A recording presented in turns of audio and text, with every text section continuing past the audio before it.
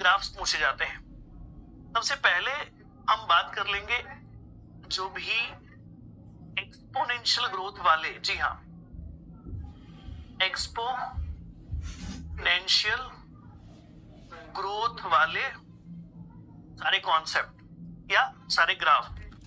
Exponential growth के जो graph हो सकते हैं वो अलग अलग प्रकार के हो सकते हैं। जैसे जैसे एक्स एंड वाई एक्सिस के ऊपर आप क्या करोगे, वेरिएशंस लाओगे, वैसे वैसे देखने को मिलेगा कि ग्राफ अलग अलग तरीकों के हो सकते हैं।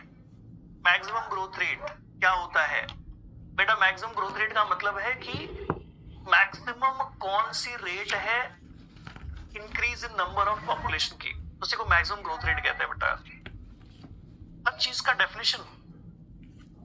मैक्सिमम ग्रोथ रेट का मतलब ये देखो ना, यहाँ पर ये एग्जांपल मैंने दिया कि एक बार 210 लोग बढ़े, यहाँ पर 250 लोग बढ़े पॉपुलेशन में, यहाँ पर 210 बढ़े, यहाँ पर 0 बढ़े, तो मैक्सिमम ग्रोथ रेट किधर है?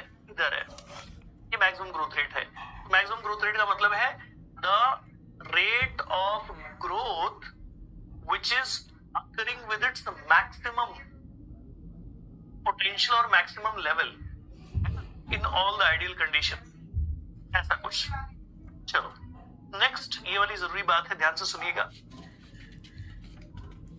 तो अब एक्स एंड वाई एक्सिस के ऊपर आप जैसे जैसे फैक्टर्स वेरी करोगे वैसे वैसे ग्रोथ रेट, ये जो ग्राफ है, अलग अलग आ सकते हैं। जैसे कि यहां पर अभी तक हमने टाइम लिया था, अब मैं ले रहा हूं पॉपुलेशन की साइज, और इस जगह पर सपोज मैंने रख दिया ग्रोथ रेट। तो growth rate against population size अगर कभी रिप्रेजेंट करेंगे तो देखने को मिलेगा जो लाइन आएगी वो ऐसी आएगी, इस प्रकार की आएगी, ठीक है। लीनियर ग्रोथ देखने को मिलेगा, जैसे जैसे एन की साइज बढ़ेगी वैसे वैसे ग्रोथ रेट भी बढ़ेगा। So the relation will be linear. इसको आप क्या कहते हो? Exponential growth showing graph. ऐसे एक्सपोनेंशियल ग्रोथ के अंदर एक और ग्राफ बहुत ही कॉमन दिख जाएगा, यूज होता हुआ, कि अगर मैं इस वाले एक्सिस पर n रख दूं और इस वाले एक्सिस पर 1 बाई n इंटू dn/dt लिख दूं, इसका मतलब क्या होता है?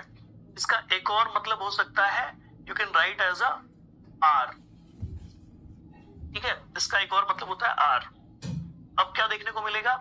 In case of exponential growth showing formula, जो भी r की वैल्यू किसी स्पीशीज की होगी, जो भी उसकी मैक्स होगी, एक बार वो अचीव कर लेगा तो it will does not get change. r की वैल्यू में कोई चेंज ही नहीं आता। जैसे जैसे n की वैल्यू बढ़ेगी ग्रोथ रेट तो बढ़ेगी, लेकिन r की वैल्यू में कोई चेंज नहीं आएगा। तो this is the second graph जो कि आपको ध्यान रखनी है ना, कि n की वैल्यू बढ़ती है इसीलिए ग्रोथ रेट बढ़ती है। r की वैल्यू तो एक बार अपने मैक्स पर पहुंच गई तो अब वो बढ़ नहीं सकती, ठीक है, कांस्टेंट आ जाएगा। अच्छा, यहां पर ये लिखना रह गया था, ये बच्चे बता रहे हैं शायद कुछ बातें यहां पर लिखनी रह गई है, इसको लिख लो फटाफट। जैसे कि इसको आप लॉजिस्टिक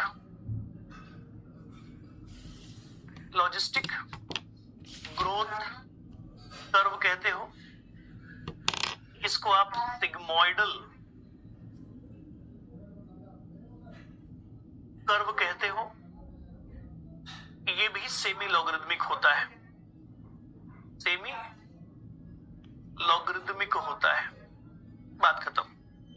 अब यहां की बात जो चल रही है, तो ये दो ग्राफ ध्यान रखना बेटा, है ना। इस बार भी क्वेश्चन में आया था, ध्यान होना चाहिए, राइट। एक्सपोनेंशियल ग्रोथ वाले पॉपुलेशन में अगर आप कभी भी ग्रोथ रेट और पॉपुलेशन साइज को ड्रॉ करोगे तो ऐसे लीनियर ग्रोथ आएगी। दूसरा ग्राफ,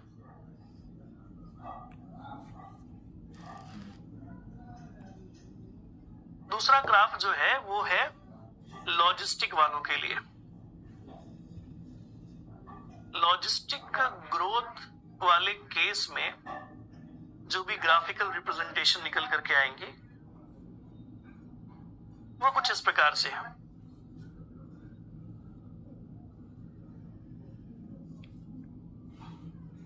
यहां पर आ गया n और यहां पर आ गया dn/dt। मुझे जरा बताओ फटाफट आप लोग कि कैसा एक्सपेक्ट करते हो पॉपुलेशन साइज और ग्रोथ रेट के बीच में रिलेशन ऐसा आ जाता है। क्या एक्सपेक्ट कर रहे हो आप लोग, क्या लगता है? आर की वैल्यू, एन की वैल्यू, जल्दी बताओ, जल्दी बताओ। ये बेल शेप का आएगा। पहले पॉपुलेशन बढ़ेगी या पहले ग्रोथ रेट बढ़ेगी और एक पॉइंट आएगा जब वो अपने मैक्स पर होगी। ये जो मैक्स वाला पॉइंट है उसको क्या कहोगे बेटा? जब पॉपुलेशन की साइज अपने के से हाफ होगी, मतलब ये जो पॉइंट अगर ये के है तो ये के बाय 2 है, या ऊपर लिख दो के बाय 2 है, कि ऐसा निकल करके आएगा। And what about the R? R वाले केस में कैसा आएगा? कर्व ऐसा आएगा।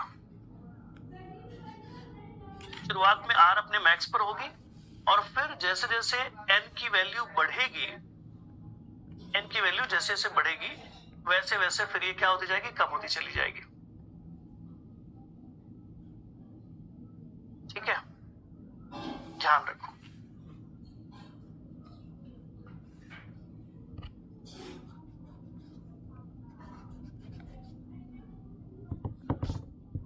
चलो, और एक छोटा कॉन्सेप्ट और है, ऐड कर लेते हैं, उसके बाद फिर आपकी छुट्टी करेंगे।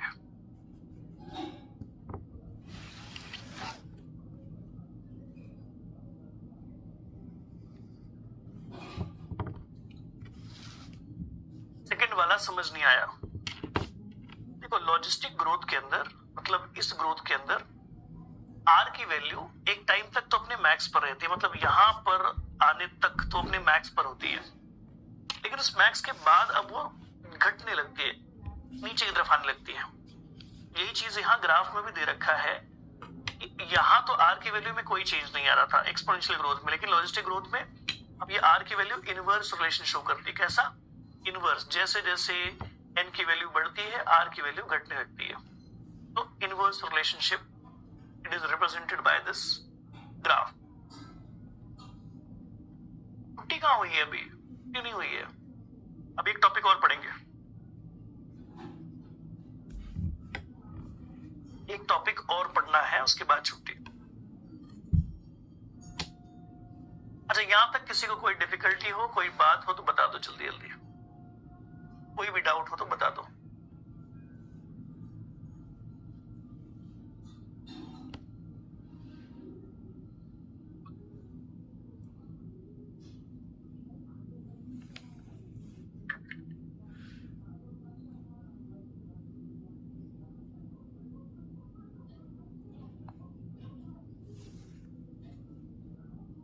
किसी को कोई डाउट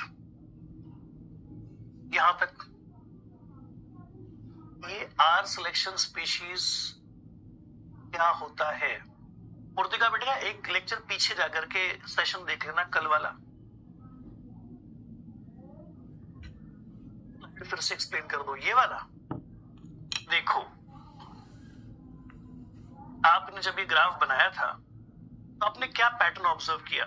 आपने ऑब्जर्व किया कि पहले ग्रोथ रेट कम थी, जब पॉपुलेशन की साइज कम थी तो ग्रोथ रेट कम थी, फिर पॉपुलेशन साइज बढ़कर के 500 हो गई तो ग्रोथ रेट बढ़कर के 250 हो गई, फिर पॉपुलेशन साइज जब 700 हो गई तो फिर से ग्रोथ रेट घट गया। तो ग्रोथ रेट का पैटर्न ऐसा निकल करके आता है कि जब पॉपुलेशन की साइज कम होती है तो ग्रोथ रेट कम होता है। जैसे जैसे पॉपुलेशन की साइज बढ़ती है, जैसे जैसे एन की साइज बढ़ती है, वैसे वैसे ग्रोथ रेट बढ़ता है ना। जैसे ही पॉपुलेशन की साइज अपने हाफ ऑफ कैरिंग कैपेसिटी पर पहुंचती है, ग्रोथ रेट अपने मैक्सिमम पर होता है। ये देखो, अपने मैक्सिमम पर है। लेकिन अब इसके बाद जैसे जैसे पॉपुलेशन की size half of carrying capacity cross करेगी, फिर से ग्रोथ रेट में कमी आएगी, तो बेल शेप का कर्व आएगा। ठीक है,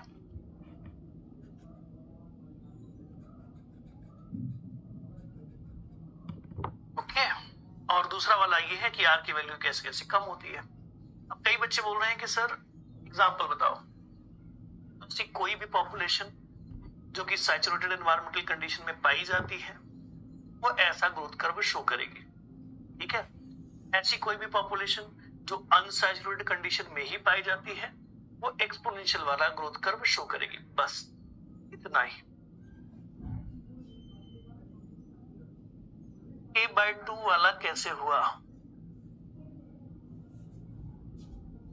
वहां वैल्यू 260 आई थी, वो मैक्स था। 250 आई थी बेटा, 260 नहीं थी, 250। ठीक है, 250।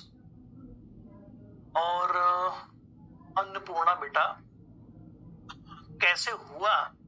अगर आप ये पूछ रहे हो तो इसका मतलब आपको मैंने ये जो सारा कुछ समझाया है ये व्यर्थ है, ये सारा व्यर्थ है फिर, है ना? ये आपको समझा ही नहीं फिर, और ये नहीं समझा तो बेटा आगे कुछ नहीं समझेगा। इसलिए इस वीडियो को एक बार देख लेना अच्छे से। ठीक है, आपका तो पता नहीं, हमें रिवीजन भी करनी होती है और ईयर प्रो 3 क्लासेस करनी होती है। ठीक है, बस।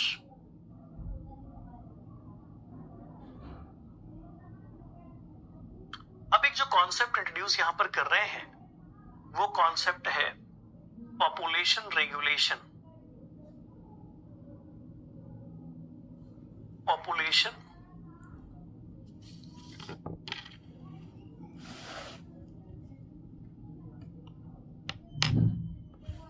रेगुलेटिंग, या आप रेगुलेशन भी लिख सकते हो। कैसे होता है पॉपुलेशंस का